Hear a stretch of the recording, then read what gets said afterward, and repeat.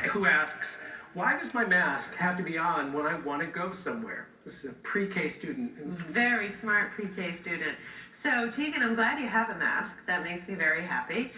The best way to spread this disease, the way that it spreads the most, is when people sneeze or cough.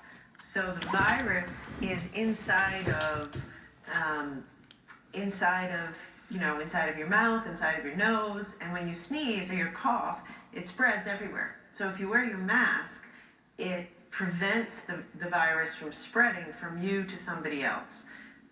It's really important for you to know, by wearing your mask, it doesn't prevent you from getting sick, but it prevents you from spreading it to somebody else. So we have our masks, our kids have their masks. It's a little weird to wear them. Yeah. It's hard to breathe and you get hot if you wear it for a long time, but it makes sure that fewer people get sick because you don't want to spread it. Also, when you're sneezing, I want you to remember to sneeze into your elbow and just make sure to cover your mouth and cover your nose all the time. And you'll see in the coloring book, Rizzo does that, and it's a little bit like dabbing, so it's kind of cool if you want to be able to do that as well. So let's go on now to Gabriella, who's a second grader in Warwick. Gabriella asked a really good question. Can we make signs to cheer up people when they walk by? Yes, Gabriella, I would love it if you did that. In fact, send me a sign. Gabriella, send us a sign. I want you to, you're in second grade in Warwick. I'm asking you, maybe your whole class could do it. Maybe have your whole class do it. Maybe you could ask your teacher to arrange this. Draw me a special sign and send it to me, and I'll put it up in my window here at the State House. But it's a great thing to do. And to the rest of the kids out there, I want you to try to do one thing every day to cheer somebody up. By the way, the adults out there, we should all be doing that too. Yeah. Just one act of kindness every day. Send somebody a funny text, draw somebody a funny picture, say thank you, say I love you. Just try once a day to do one thing that'll cheer somebody else up.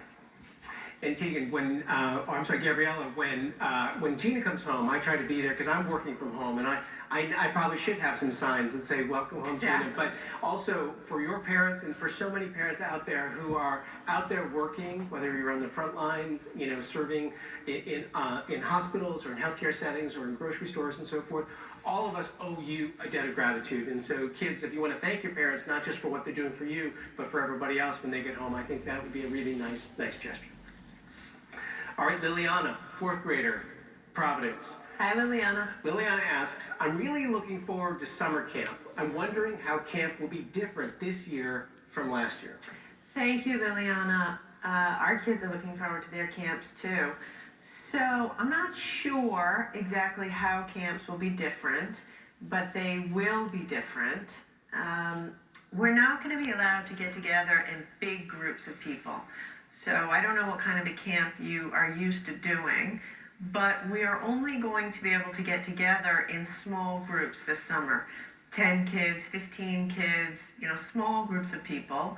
And also we're going to try to have a lot more virtual camps and kind of cool new activities. So we're working really hard every day so that you can have some camps this summer. Sports camps, outdoor camps, learning camps. I'm going to make sure there are camps. They're going to be under new rules and restrictions. We're going to have to wash our hands more. We're going to have to wear our masks. You might have to take your temperature before you go into the camp, and we can't get in big groups of people. So those are some of the ways it will be different. We're still working on it, but I hear you that you want your camps, and we're going to do our best. Victoria, who's also from Providence, is a fifth grader. So Victoria asks, when the number of infected people go down, will businesses and parks slowly start to open up again? Yes, Victoria, you're very smart. You should come work on my team. That's exactly the plan. So right now, the number of infections isn't going down yet. It's actually kind of flat, which is great. Last time we talked to you, it was going up. Now it's flat. Pretty soon we hope it starts to go down, and when it starts to go down, that's when we can go to the park, we can go to the beach this summer, we can go back out to the store. Your folks might get back to work. So that's exactly the plan. And we have to do it slowly. It's like one step, and then we'll walk, and then we'll run.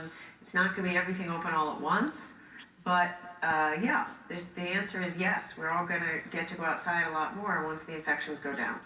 And it's a good reminder too that in the next couple of weeks, certainly we just got to stick with it. You know that Yeah. this is no time to letting off. You know some of the things we've been doing because the fact that it's working shows that if we keep doing it, we'll even be in a much better place. So keeping distant, staying home, wearing your masks, and everything is really important for everyone to remember and push through until that period where you can do something different. So I want you guys to know, even though it is really hard to be stuck at home, not going to the park, not playing sports, not seeing your friends at school, it's working.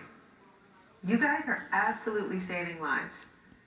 You know, if you didn't do what you're doing, we would have a lot more sick people in Rhode Island. Yeah.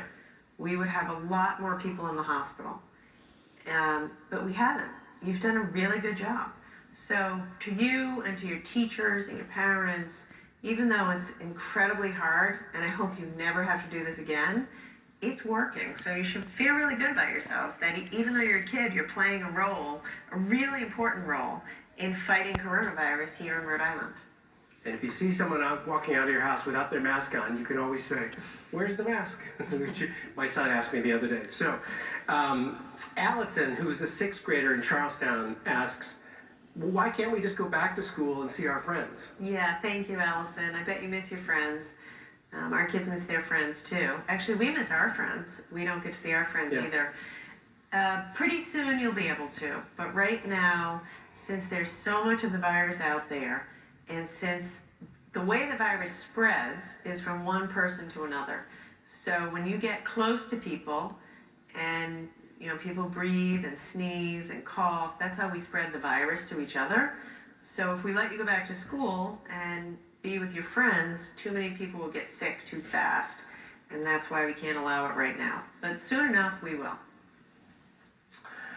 Jeffrey, who's a seventh grader in Pawtucket, asks, what kind of activities are you doing in your quarantine, dear? Well, I have had to work, so I don't get much of a quarantine, but maybe my husband can answer some of that. I try to exercise every day. Yeah. We walk the dog a lot. The kids and I play outside. We play some basketball. We've enjoyed doing that together as a family. We go bike riding. So I've tried to exercise and get outside a little bit each day. But how about you? Yeah, no, thank you. I mean, obviously, a lot of these activities we do together because we want to be together, just the the four of us, and we always want to be in groups of less than five.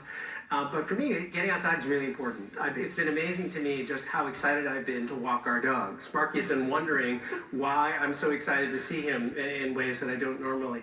But I get out, I've been working on my lawn, just raking up the dead grass and trying to get things going for the day, trying to exercise in the basement when I can't go out and do some of these things.